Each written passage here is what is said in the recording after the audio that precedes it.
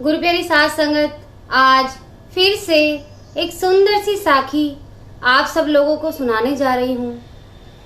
गुरु प्यारी साध संगत कहते हैं ना, अगर सच्चे दिल से परमात्मा को याद करें तो वो जरूर मिलते हैं।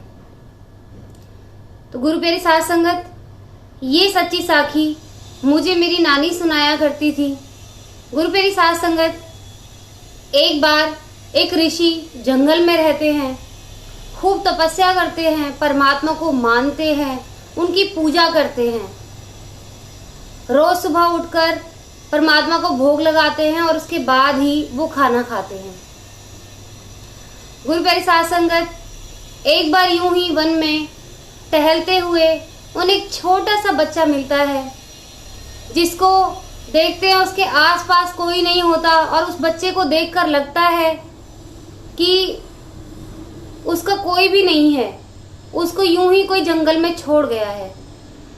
काफी देर तक वो ऋषि आवाज लगाते हैं कि कोई आ जाए उस बच्चे को लेने के लिए। क्या पता कोई ऐसे ही अपने बच्चे को रख गया हो, क्या पता मेरी आवाज सुनकर वापस अपने बच्चे को लेने कोई आ जाए।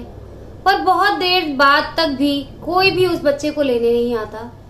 तो ऋषि ये देखते हैं कि वो छोटा सा बच्चा भूखा प्यासा और रो रहा होता है, तो उसको वो गले से लगाकर अपने आश्रम ले जाते हैं कि इसका कोई नहीं है, इसकी देखभाल मैं करूंगा। उन ऋषि की भी कोई संतान नहीं थी, तो इसलिए उन्हें उस पर स्नेह आया, उस पर प्यार आया, तो उसको वो अपने आश्रम ले गए। अब जब उसको आश्रम ले गए, वो बच्चा छोटा सा था। जैसे जैसे वो बड़ा होने लगा तो वो ऋषि से पूछता था कि मेरे माता पिता कौन है, मैं जानना चाहता हूँ। तो ऋषि झूठ नहीं बोला करते थे पहले जमाने में। तो उन्होंने कहा कि बेटा, मैं तुझे एक जंगल से उठाकर लेकर आया हूँ, तेरा कोई भी नहीं था, तेरे आसपास कोई नहीं था, मैंने सबको आवाज दी, बहुत देर तक बुलाया, क्या पता तेरे कोई सगे संबंधी तुझे ले जाते, पर कोई नहीं आया, तो मैं तुझे ले आया। क्योंकि मेरे कोई संतान नहीं थी, मैं अब तुम्हें ही अपना पुत्र मानता हूँ और मैं तुमसे बहुत प्यार करता हूँ, शायद तुम्हारे उन माँ बाप से कहीं ज्यादा। अगर तुम्हें कोई कमी लगती है मेरे किसी प्यार में तो तुम मुझे बताओ, आज ये सवाल तुम्हारे दिमाग में क्यों आया। वो बच्चा यूं ही ऐसे ही पूछने लगा। उसने बोला कि गुरुजी, मेरे दिमाग में ऐसे ही सवाल आया कि आप तो हैं, लेकिन मैंने कभी अपनी माँ को नहीं देखा है। तो मुझे बाकी के ऋषियों से भी पता चला कि आपने कभी शादी ही नहीं की, और उन्होंने बताया जिस तरीके से कि मेरे को आप जंगल से उठाकर लेकर आए थे, तो मुझे लगा कि शायद वो झूठ बोल रहे हैं, और इसीलिए मैंने वो अपना मन का जो मेरा शक था उसको दूर करने के लिए आपसे बात पूछी।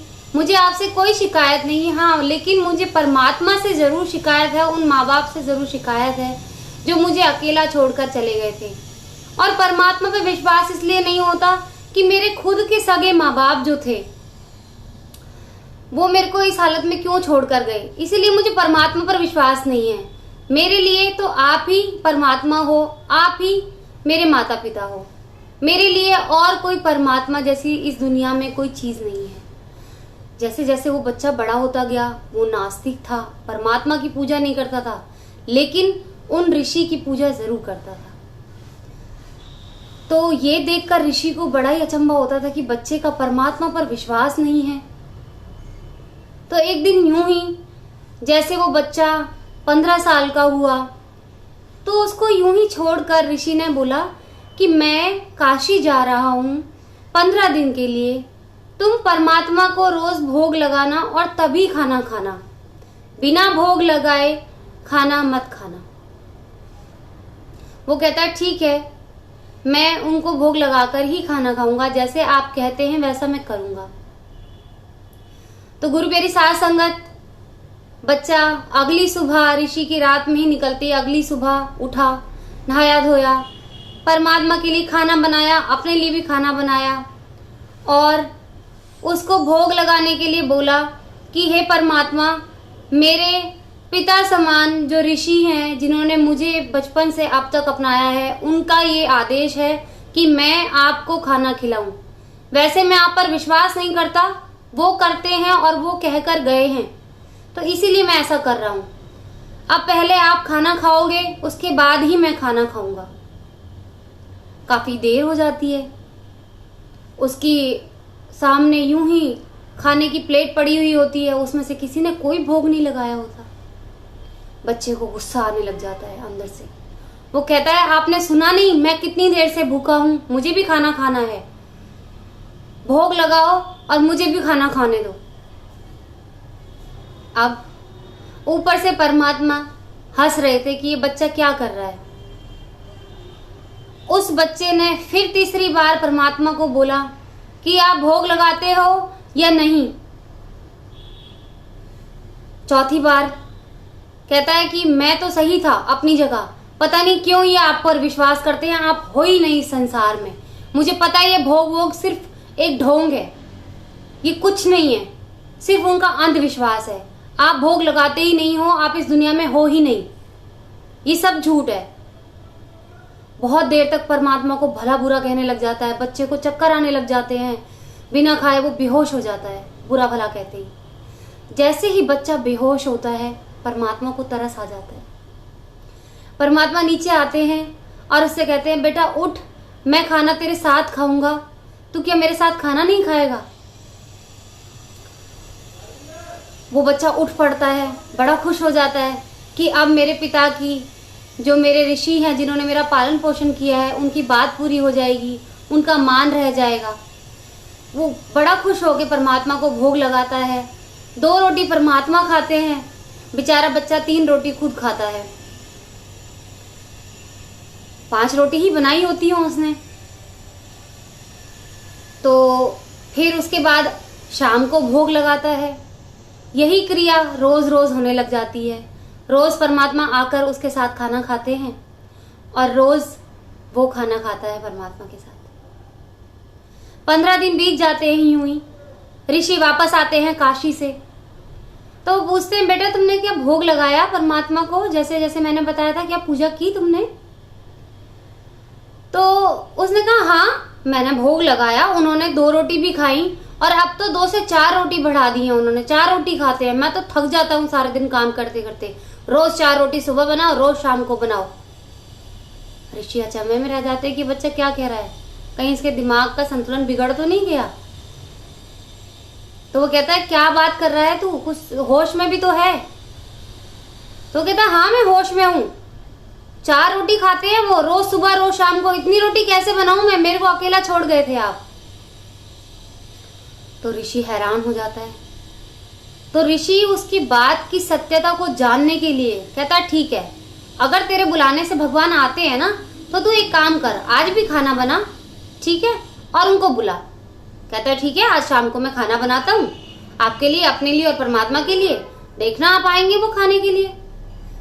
ऋषि उससे ये कहकर चले जाते हैं कि मैं शाम को वापस लौटूंगा, तू खाना बनाकर रख और भोग लगा। बच्चा मान जाता है। बच्चा वही करता है फिर से।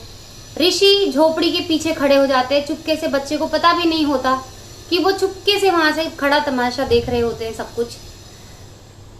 वो बच्चा फिर से बुलाता है, क्योंकि अभी ऋषि परीक्षण कर रहे होते हैं खुद परमात्मा का, ये जानने के लिए। जबकि परमात्मा की इतनी पूजा की उन्होंने, खुद भोग लगाते थे, खुद वो परमात्मा का परीक्षण करने लगे। खुद उनको ये शक होने लग गया कि परमात्मा कैसे आ सकते हैं नीचे। मैंने तो इतने साल तपस्या की, मुझे तो कभी दर्शन नहीं दिए, इस नास्तिक को कैसे दर्शन दिए। तो इसी अहम में वो देखने लगे पीछे से। बच्चा बुलाता है, अब परमात्मा भी परीक्षण करने लग गए। काफी देर हो गई, परमात्मा आए नहीं।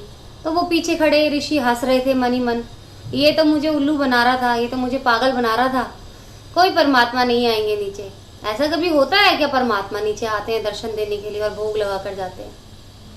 गुरु प्यारी साध संगत, काफी देर हो गई। बच्चा फिर से भला बुरा कहने लग गया, बहुत जोर जोर से चिल्लाकर भगवान को उल्टा सीधा कहने लगा। जैसे ही वो उल्टा सीधा कहना शुरू हुआ, परमात्मा जल्दी से नीचे आ गए और कहते, बस भी कर, इतना बुरा भला मुझे क्यों कह रहा है। थोड़ी सी देर क्या हो गई, मुझे बुरा भला कहने लग गया तू, आ तो गया, अब खाना खा मेरे साथ। ये दृश्य देखकर ऋषि हैरान रह जाते हैं कि आज तक मैंने तपस्या की, मैंने भोग लगाया, परमात्मा नीचे नहीं आए। क्यों? क्योंकि उनको मैंने सच्चे मन से बुलाया ही नहीं। मैंने सिर्फ ये माना कि ठीक है, परमात्मा भोग लगाते हैं, भोग निकाल के मैं खाना शुरू कर देता था। कभी उनका इंतजार नहीं किया, कभी उनको सच्चे दिल से बुलाया ही नहीं, सच्चे दिल से माना ही नहीं कि आप आओगे तो मैं खाना खाऊंगा, नहीं तो नहीं खाऊंगा। इस बच्चे ने सच्चे दिल से परमात्मा को बुलाया कि आप जब तक नहीं आओगे तब तक मैं खाऊंगा ही नहीं, और उसकी जिद के आगे परमात्मा हार गए। तो मेरी पूजा सच्ची नहीं, इस बच्चे की लगन सच्ची थी। बेशक से ये नास्तिक रहा, लेकिन इसने बुलाया सच्चे दिल से। तो गुरु प्यारी साध संगत, सच्चे दिल से परमात्मा को याद करोगे ना तो वो आपसे मिलने जरूर आएगा। और ये सच है, इस युग में भी आपसे मिलने आएगा परमात्मा। किसी ना किसी रूप में, किसी न किसी बहाने से वो हमारी मदद जरूर करता है।